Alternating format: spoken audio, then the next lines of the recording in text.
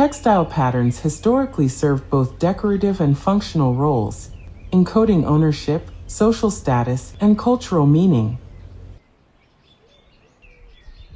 Historian Elizabeth Barber refers to the Stone Age as the Age of String, emphasizing the importance of fiber technologies, such as knotting and basket making, in human development. The development of sewing needles 45,000 years ago and looms by around 7,000 BCE marked the emergence of technologies using grids of warp and weft.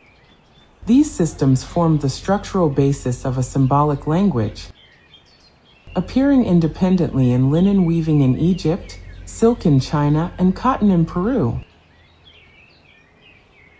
Cross-stitch, among the earliest forms of embroidery, likely originated from colored hair or plant fibers worked onto grid fabric. Using the repetition of X-shaped stitches on a fixed matrix, it incorporated an early form of binary logic, operating through presence and absence, to form a universal geometric language. Textile crafts linked to childcare and associated with intellect, creativity, and moral virtue, qualities embodied by cultural female figures like the Virgin Mary, Penelope, and the myth of Arachne, which suggested that human craft could rival even divine creation. During the Renaissance, textile making was recognized as techne, the Greek term for art, skill, and technical knowledge, and was considered part of the same knowledge system as mathematics, medicine, and music. Within this context, lace making emerged in Venice around the late 15th century as a solution to the problem of finishing textile edges, using needle lace patterns. Supported by both nobility and the church, Venetian lace became one of Europe's first fashion trends. This development coincided with another transformation, the rise of the printing press. Gutenberg's movable type system, developed in the 1450s, revolutionized the transmission of knowledge. As printing technology spread across the Rhine Valley and Holy Roman Empire via trade routes, it sparked off new commercial hubs and print cultures. Venice, a maritime empire with deep trade links across the Mediterranean and the Levant, became a central junction in this network. In the wake of the Black Death, displaced communities brought Greek, Latin, Arabic, and Hebrew traditions into contact, creating a multiple languages and multidisciplinary environment. By 1500, Venice had become Southern Europe's largest printing center, producing over 2,800 editions.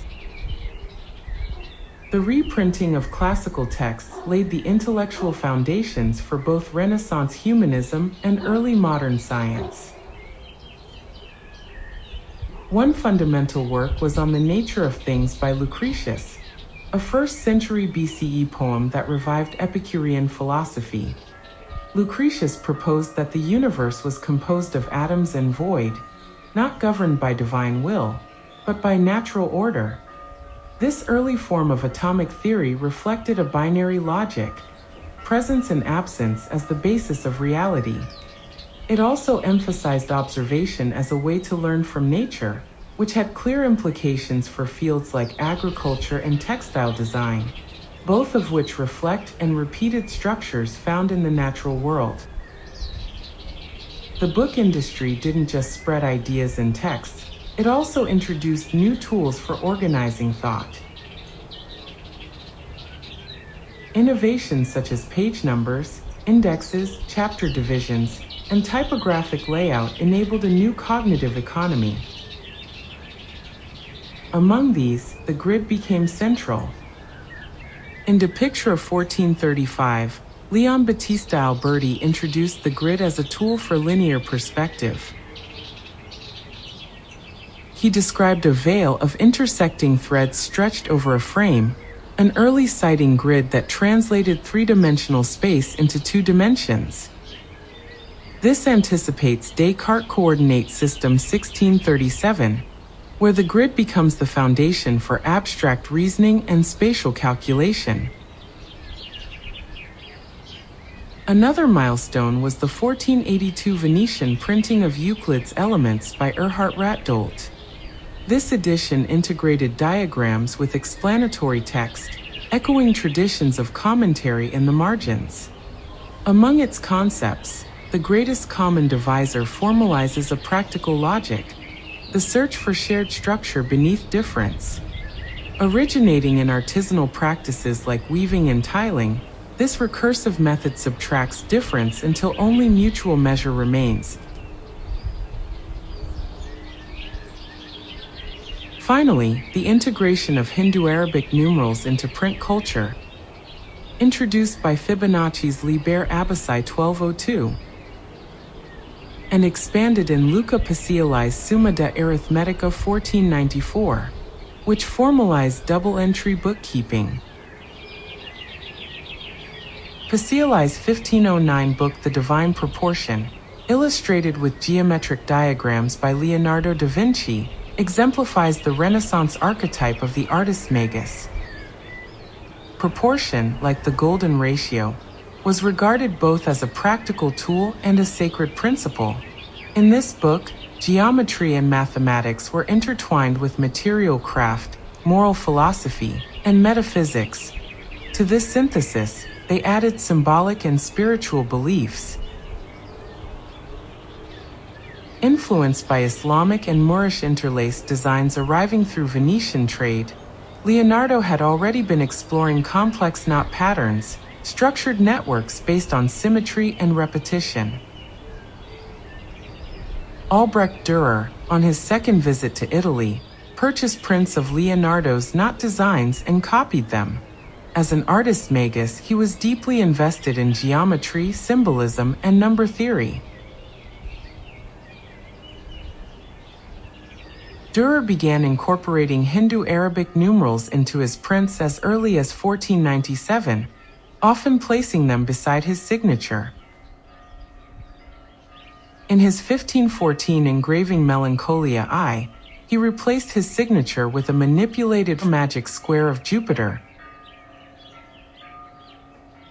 drawn from Agrippa's occult philosophy, which signified cosmic harmony, protection from melancholy, virtues such as justice and wisdom, and the power of geometry as a tool of human agency.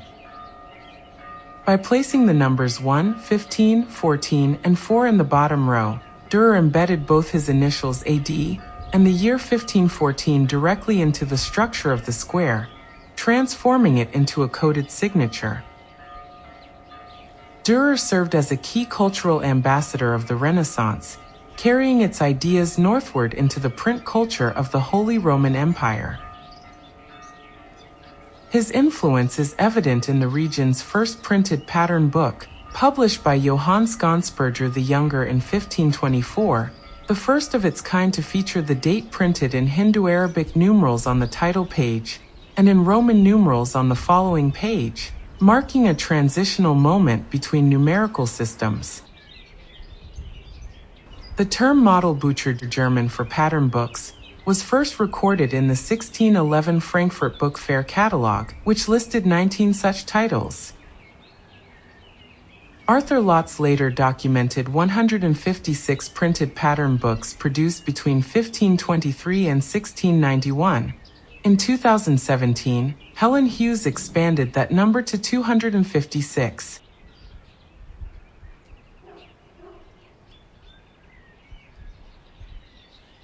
The earliest archived pattern book is a hand-drawn French manuscript dated early 1500s, containing 41 pages of embroidery and tapestry patterns arranged on grids.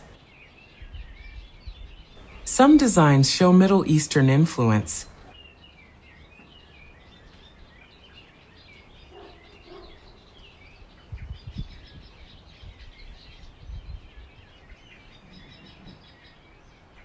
Its original font and eagle motif were copied and adapted across Europe.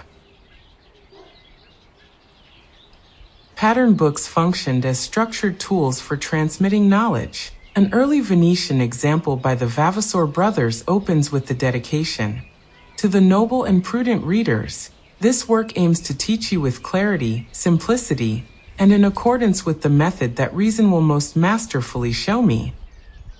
Reason referred to the grid, a rational system for encoding textile designs through presence and absence. A variety of needlework techniques relied on these grids as visual instructions for reproduction. Similar in structure to modern vector graphics such as SVG files, patterns coded to be reproducible and scalable without loss of resolution. A significant motif was the double-headed eagle, symbol of the Holy Roman Empire. While a simple line drawing was printed and copied across decades, a grid-based version gradually developed. This evolution began in Venice in the 1520s, where publishers introduced variations of the design.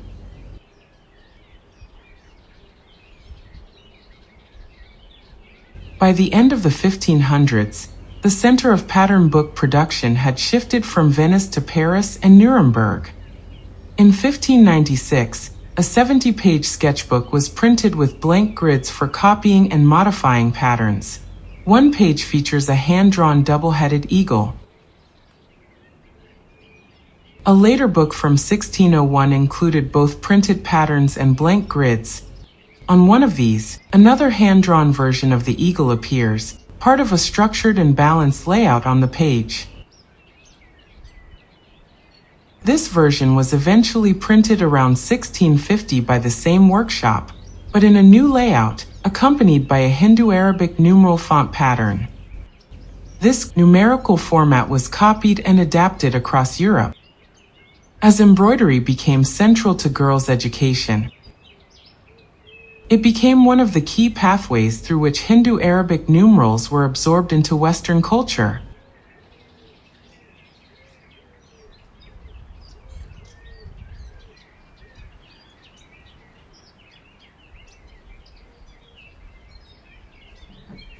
Pattern books published what was hidden on gild and memory, the binary logic of the loom. By making this structured knowledge visible, they formed the distinction between plan and execution. Perhaps this was the true information revolution.